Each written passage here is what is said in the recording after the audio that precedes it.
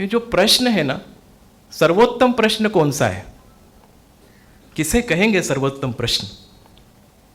तो मैं ऐसा समझता हूं अपने चिंतन से कि सर्वोत्तम प्रश्न वो होता है जो मनुष्य अपने आप से करता है, वही सर्वोत्तम प्रश्न है। ये जो अपने आप से प्रश्न की बात चली, इसको लेके हमारे यहां एक उपनिषद का सूत्रपात हुआ, प्रश्नोपनिषद। तो ये प्रश्न करने सुनने की, जिज्ञासा समाधान की परंपरा पता नहीं कितनी पुरानी है, हम सोच भी नहीं सकते कि कितनी पुरानी होगी। फिर प्रश्नों ने जीवन को बदला है।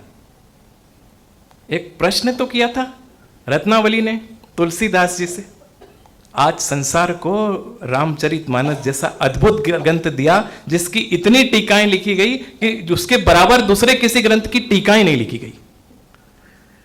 एक प्रश्न स्वामी विवेकानंद किया करते थे लोगों से, क्या आपने ईश्वर को देखा है?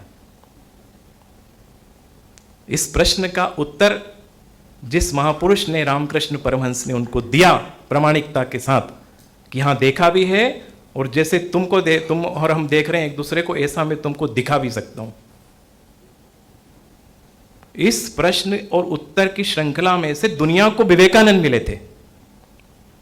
विवेकानंद क्या थे आप सब जानते हैं। ये हमारे यहां जो ग्रंथ निकले,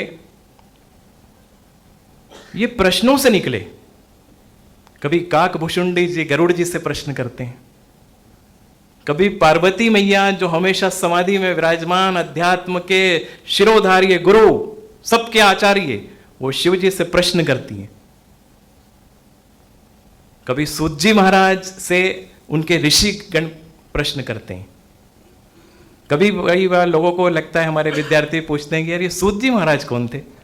सत्यनारायण की कथा होती तो सूत जी महाराज बोले, वाली कथा होगी तो सूत जी के, सूत जी महाराज हर जगह हो जाते हैं।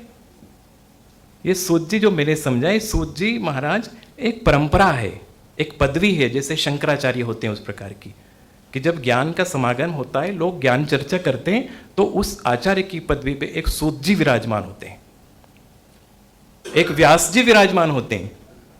एक तत्वमसी पुस्तक है ध्रुव भट्ट की, उसके कई भाषाओं में अनुवाद हुए, जो रेवा फिल्म बनी है गुजराती में, वो रेवा फिल्म तत्वमसी पे ही बनी है ध्रुव भट्ट की। अब हिंदी अनुवाद आ गया, अमेजन पे भी मिलती है।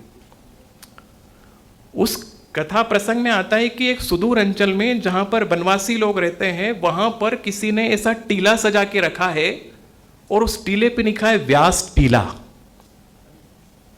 तो संस्कृत के ग्रंथों में ही नहीं है वो सुदूर आदिवासी अंचलों में भी व्यास टीला विराजमान है। ये लोक और शास्त्र को एक साथ जोड़ती हैं।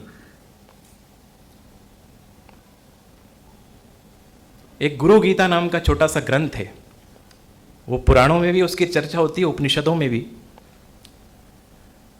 उसमें पार्वती जी ने शिव जी से पूछा गुरु के बारे में। उसका एक श्लोक मैं बताता हूं, तो आप भी अपने आप को धन्य समझेंगे। धन्या माता पिता धन्यो, गोत्रम धन्यम कुलोद्भव, धन्या च वसुधा देवी यत्र स्यात् गुरु भक्तता। वे माता पिता धन्य हैं जिनका पुत्र गुरु भक्त है।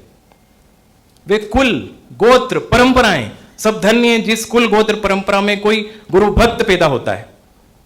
और आगे बोलते हैं धन्या च वसुधा देवी, ये सारी वसुधा, वसुंधरा, ये धरती, ये धन्य है जिस पर गुरु भक्तों का प्रकटीकरण होता है।